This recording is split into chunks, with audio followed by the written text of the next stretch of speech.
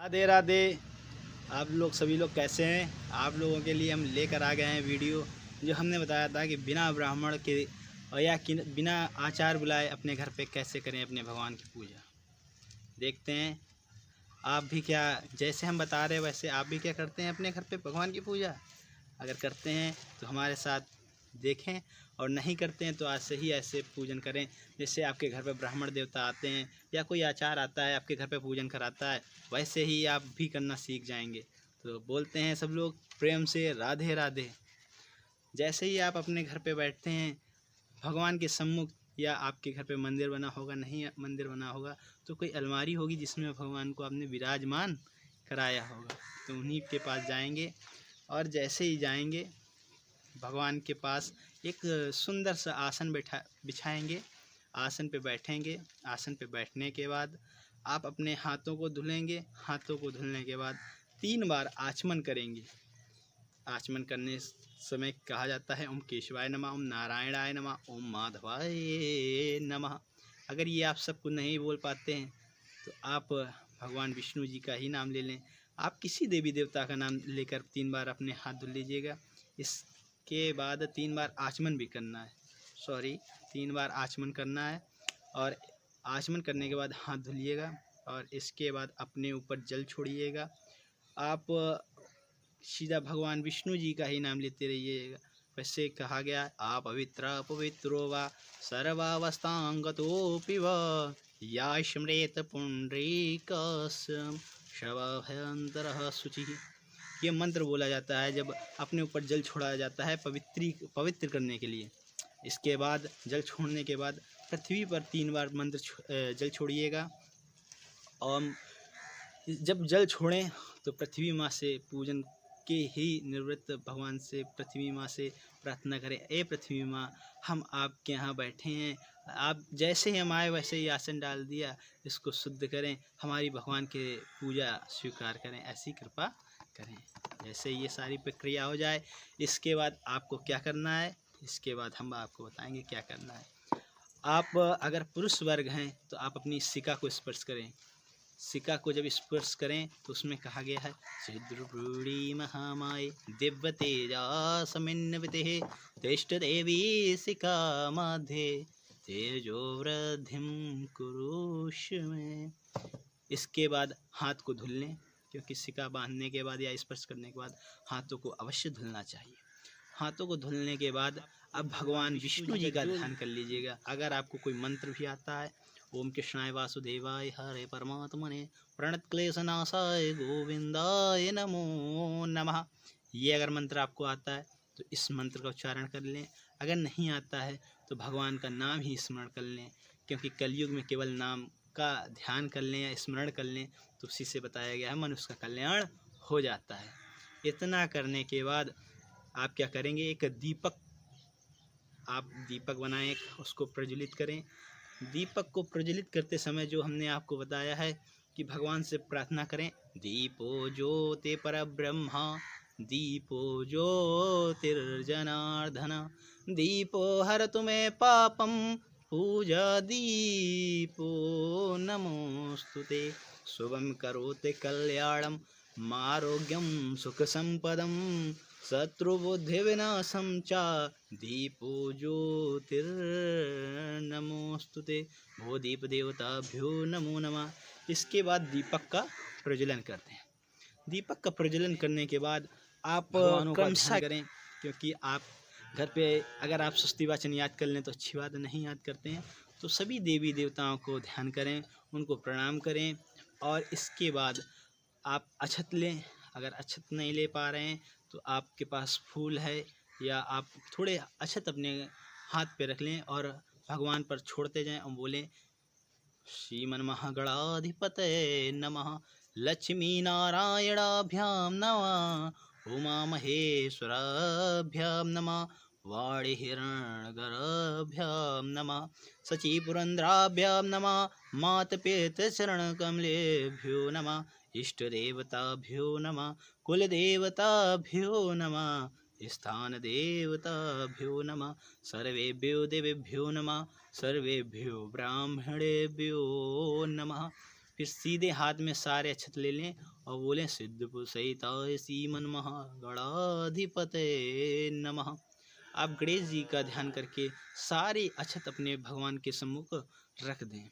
और इसके बाद होता है, आचार्य लोग क्या कराते हैं, पुष्प लेके भगवान गणेश जी के 12 नामों का ध्यान कराते हैं। तो आप क्या करें, भगवान गणेश जी का ध्यान करें और ध्यान करने के बाद वो पुष्प वहाँ पे चढ़ा दें। इसके बाद आप अगर प्रतिदिन पूजा करते हैं या आप कोई विशेष पूजा करना चाहते हैं, जैसे कोई आपके घर पे व्रत रह रहा है उसके निवृत्त पूजा कर रहे हैं, या कोई ऐसा पर्व आ गया है जैसे दीपावली है, होली है, या आपके यहाँ कोई बृहस्पति भगवान का व्रत रहता है, सोमवार भगवान का, शिव जी का व्रत रहता है, तो जैसे ही आपके यहाँ कोई ऐसा व्रत करता है तो थोड़ा क्या करें, हाथ में जल लें, गंगा जल ले लें।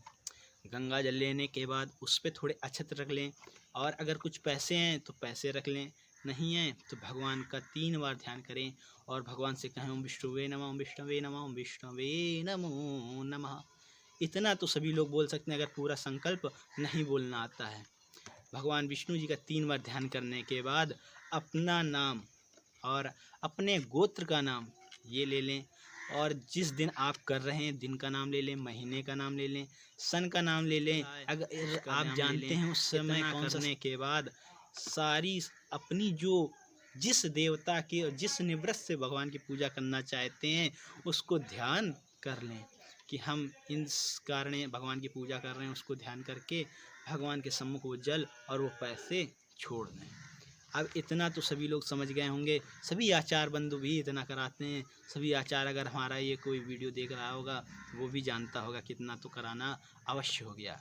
इसके बाद अगले स्टेप पे हम लोग क्या करेंगे, अगले स्टेप पे भगवान गणेश, गौरी, वरुण देवता, नवग्रह तो घर पे कोई माताएं बनाती नहीं हैं, तो सबसे पहले आप क्या करेंगे, जो आपने जल लिया है, किसी पात्र में जल लिए होंगे, उसी से हाथ धुल रहे होंगे, उसी से संकल्प ले रहे होंगे, किसी आचमनी से या किसी पुष्प से ही जल ले रहे होंगे अपने हाथ पे, तो उस पे क्या करेंगे, 7 नदियाँ अपने यहाँ जो बताई गई हैं वो बहुत पवित्र हैं, उन 7 नदियों का ध्यान करेंगे और क्या कहेंगे, गंगे चैव जमुने चैव गोदावरी सरस्वती नर्मदे सिंधु कावेरी जले अस्मिन् सन्निधिं तीर्थानि जलदानदा आयन्तु मां शान्त्यर्थं दुरितक्षयकारकम्।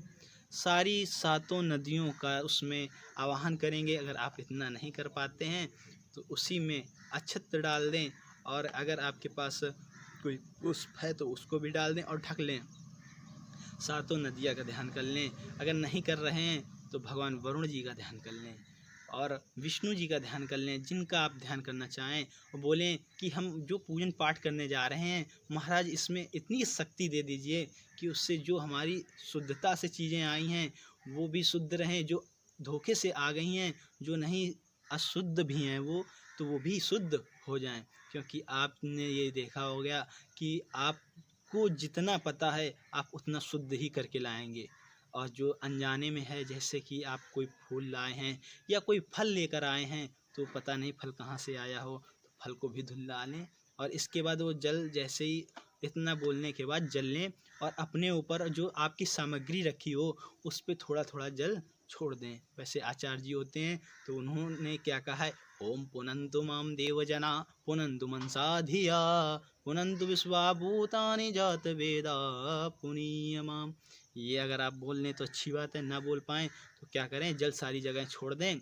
इसके बाद उसी जल से जो आपने एक पात्र में जल लिया है या एक लोटे में तांबे के या स्टील के या एल्युमिनियम के लोटे में आपने जल लिया है, उसी जल से आप अपने सम्मुख जहाँ बैठे हैं वहीं पे पृथ्वी पर 3 बार जल छोड़ें और पृथ्वी माँ का पूजन करें। क्योंकि बताया गया है पृथ्वी में ही सब कुछ है, हमारी पृथ्वी माँ से ही सब कुछ आपको मिलेगा। अगर आप अन्न की इच्छा करते हैं तो पृथ्वी माँ से ही मिलेगा, अगर आप किसी फल की इच्छा करते हैं तो पृथ्वी माँ से मिलेगा, अगर आप किसी आभूषण सोने चांदी या किसी रत्न की अपेक्षा करते हैं तो वो भी आपको पृथ्वी से ही मिलेगा, और अगर आप मकान की व्यवस्था में लगे हैं तो वो भी आपको पृथ्वी पर ही मिलेगा। तो सबसे पहले पृथ्वी माँ का 3 बार जल छोड़ के आचमन भगवान पृथ्वी माँ का ध्यान करें।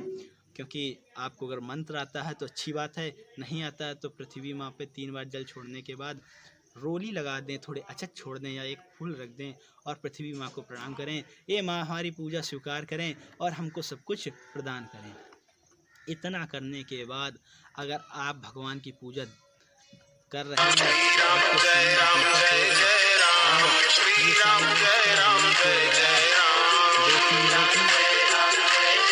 का पूजन करने के बाद आपके सम्मुख जो दीपक प्रज्वलित किया था आपने, अब दीपक का पूजन करें।